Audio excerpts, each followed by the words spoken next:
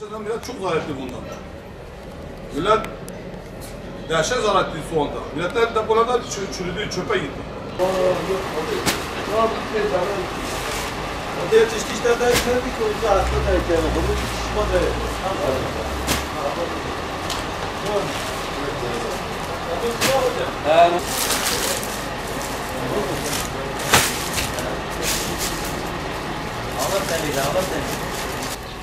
Hiç benzeri yok. Amasya soğanı da çok harika bir soğandır. Çok güzel bir soğandır. Baksana. Bu takı soğandır. Bu lokantalara gidilir. Bu şeye yemeğe değil. Yemekki budur. Bu soğan sütadı maşallah. Burada komşuculuk yapıyorum ben. İşte zebze, meyve, soğan, patates, bildiğin hani meyve çeşitleri hepsini satıyoruz. Bugün soğanın fiyatı yükselirken patatesin fiyatı düşüyor, o doğrudur. Soğan sebebi niye yükselmiş soğan? Soğan abi geçen sene millet dehşet zarar etti millet. Çok zarar etti millet. Yani geçen sene hepsi depolarda kaldı. Çürüdü. Millet hani katılıyor zarar ettiler. Bu sene az ektiği için onun için hani yükseldi fiyat. Bir de artı bu soğan yazın bu büyük tüccarlar mesela aldığı zaman bu soğanı büyük depolara koyuyor. O da bu böyle bir günü bekliyorlar. Geçen sene değil, evvelki sene yine yükseldi.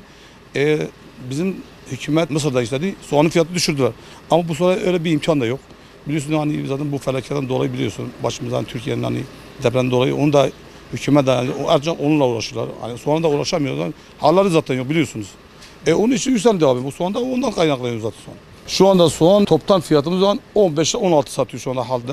Patates de 5, 4, Niğde'ninki tabii ki Niğde'ninki daha yüksektir. Maliyetten dolayı 8'e veriyoruz. Ama Ağlat'ınki 4 ile 5 arası satıyoruz biz. Bir ihracat olmadığı için bu sene ekiliş de çoktu tabii ki. Ağlat'ta ekiliş dehşet maşallah. Çok fazla ekilmişti. Depolarda kaldı. Hava da sıcaklaştı tabii ki. Filizleniyor. Mecbur adamlar da fiyatı düşürdüler. 16, 15 halde toptan fiyatımızdır. Mutlaka bir 2 milyon üstüne koyacak pazarcı mıdır, manavcı mıdır? O da 18'den 19'a çıkıyor. 18'e arası çıkıyor. Son böyle gider daha da yükselir. Çünkü azalıyor. Depolarda azaldığı için daha da yükselir. Hani belki 20-25'te bulur. Benim asıl çıksa tabii fiyat otomatik hemen düşüyor. Diyelim bir soğan 20 liraysa otomatik 10'a düşer. Hani 7'ye düşer, 6'ya düşer. Ekiliş çok azdı. Artı birkaç tane tüccar binlerce ton alıyor depoluyor. Tabii azaldığı zaman o da satıyor. Normalde öyle olmaması lazım. Yani bugün hani kendi vatandaşa bu fiyata vermemen lazım. Bugün 15, 16, 18 soğan pahalı değil mi? Pahalıdır.